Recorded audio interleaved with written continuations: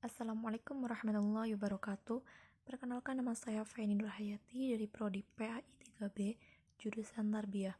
Kali ini saya akan sedikit memaparkan materi dari hasil artikel saya dengan judul Tokoh-tokoh Islam Nusantara dan Pemikirannya.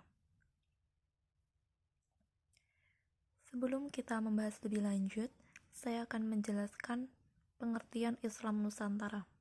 Jadi, Islam Nusantara merupakan wajah Islam yang ada di Nusantara. Wilayah Nusantara sendiri sangat beragam, baik dari segi warisan sejarah maupun pengaruh geografis dan kawasan. Islam Nusantara sebenarnya datang bukan untuk mengubah doktrin Islam yang dibawa oleh Nabi, tetapi ia hanya ingin mencari cara bagaimana melabuhkan Islam dengan konteks budaya masyarakat yang beragam, sehingga dapat diterima dengan baik oleh masyarakat itu sendiri. Kemudian, tokoh-tokoh Islam Nusantara dan pemikirannya.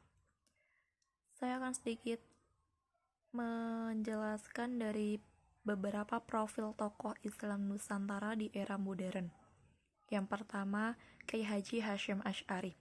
Kiai Haji Hasyim Asy'ari adalah pendiri pesantren Tebu Ireng, tokoh ulama, pendiri organisasi Nahdlatul Ulama. Ia lahir di Gedang Desa Tambak Rejo, Kota Jombang, Jawa Timur, pada hari Selasa Kliwon 24 Dzulqa'dah 1287 Hijriah, bertepatan dengan 14 Februari 1871 Masehi. Dan pemikiran dari Kiai Haji Hasyim Asy'ari dalam pendidikan yaitu lebih menekankan pada etika dalam pendidikan. Dalam hal ini, banyak dipengaruhi dengan keahliannya di bidang hadis. Dan untuk mencapainya, seseorang yang belajar dan mengajar harus memiliki etika, memiliki adab dan moral, baik itu murid maupun guru sendiri. Kemudian yang kedua, Ahmad Dahlan. Ahmad Dahlan lahir pada tanggal 1 Agustus 1868 di Desa Kauman, Kota Yogyakarta, dan meninggal pada tanggal 23 Februari tahun 1923. Kauman ini merupakan tempat kelahiran dan tempat Ahmad Dahlan dibesarkan, sebuah kampung yang terkenal di Yogyakarta karena letaknya yang berdekatan dengan Masjid Agung Kesultanan Keraton. Selain letaknya yang strategis, dengan dekat masjid, kampung ini juga terkenal dengan nuansa keagamaan yang konservatif. Kampung ini sangat berpengaruh besar dalam perjalanan hidup Ahmad Dahlan di kemudian hari. Dan dari pemikiran Kiai Haji Ahmad Dahlan dalam pendidikan Islam, dilatar belakangi dengan beberapa hal. Yang pertama, keprihatinan terhadap umat muslim pribumi. Kedua, kesenjangan pendidikan. Dan yang ketiga, pertarungan melawan Kristen. Sedangkan pemikiran Kiai Haji Ahmad Dahlan dalam dunia pendidikan Islam, di antaranya yang pertama, mendirikan sekolah, lahir ulama, intelek, dan yang ketiga, kerjasama dengan pemerintah Belanda, dan yang keempat, mengadopsi sistem pendidikan, serta yang terakhir yaitu dakwah. Kemudian yang ketiga dari Kiai Haji Abdul Malik Amrullah. Haji Abdul Malik Karim Amrullah, biasa dipanggil Hamka, lahir di Sungai Batang, Maninjau, Sumatera Barat pada hari Minggu tanggal 16 Februari 1908 Masehi. Dari kalangan keluarga yang taat beragama, ayahnya bernama Haji Abdul Karim Amrullah atau dikenal dengan sebutan Haji Rasul bin Syekh Muhammad Amrullah, gelar Tuanku Kisawi bin Tuanku Abdul Saleh. Haji Rasul merupakan salah seorang ulama yang pernah mendalami agama di Mekah, pelopor kebangkitan kaum muda dan tokoh Muhammadiyah di Minangkabau. Pemikiran-pemikiran dari Hamka dalam bidang pendidikan sebagai berikut.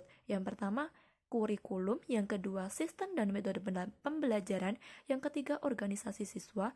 Dan yang terakhir, kitab pegangan guru dan murid atau dikenal rujukan. Kemudian yang keempat yaitu dari Kiai Haji Nurcholish Madjid. Nurcholish Madjid dilahirkan tepat pada tanggal 17 Maret 1939 Masehi di sudut kampung kecil Desa Mojo Anyar, Jombang, Jawa Timur. Ayahnya Kiai Haji Abdul Madjid dikenal sebagai kiai terpandang, alumni pesantren Tebu Ireng dan merupakan salah seorang pemimpin Masyumi. Partai berideologi Islam paling berpengaruh pada saat itu. Lebih jauh lagi, Kiai Haji Abdul Majid merupakan santri kesayangan Hadratul Al-Syaikh Kiai Haji Hashim Asy'ari, pendiri pesantren Tebu Ireng dan salah satu founding father Nahdlatul Ulama, organisasi sosial keagamaan Muslim terbesar di Indonesia. Gagasan dan pemikiran Nurcholish Madjid bukan hanya mencakup satu bidang saja, melainkan dari berbagai bidang termasuk di dalamnya masalah doktrin, ilmu pendidikan, dan peradaban.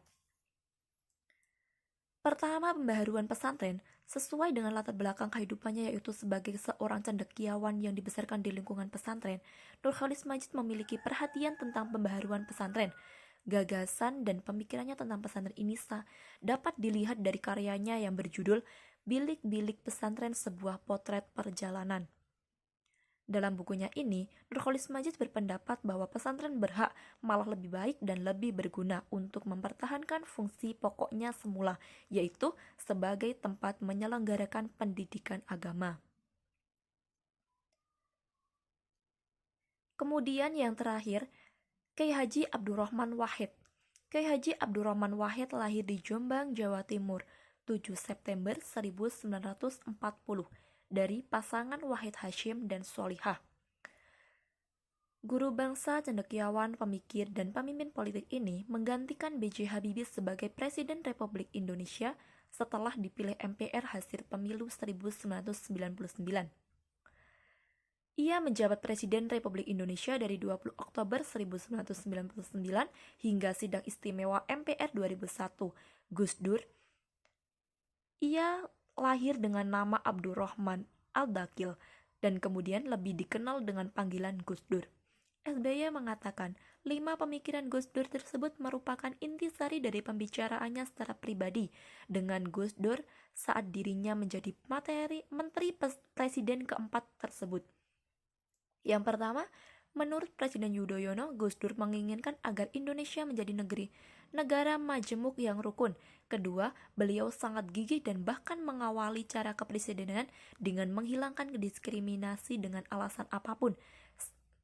Dan yang ketiga, Gus Dur mengharapkan peran masyarakat yang partisipatif dan mengurangi peran negara yang dominan. Keempat, negara tidak boleh mengontrol pikiran rakyatnya.